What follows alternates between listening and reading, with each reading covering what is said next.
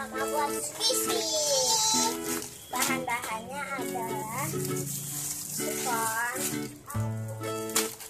tisu. Ini tisunya udah aku belah, udah ada belahnya. Double tip, terus kita buat jaga-jaga ya. Sekarang kita mulai. Kita sebentar kita bikin jadi slow. Yang pertama kita bikin polanya dulu. Dan cara jangan bikin itu ya. Dan Dedek mau main squishy yang gede enggak?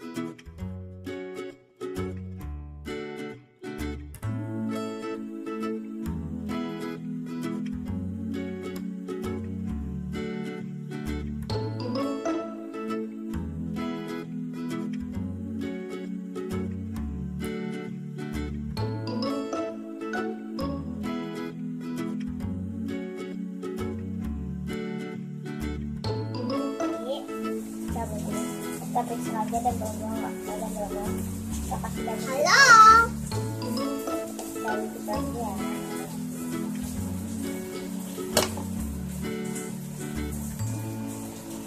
Cek lagi ada yang ngomong. Kayaknya udah nggak ada bola yang udah bisa. Sekarang kita pakai tisunya.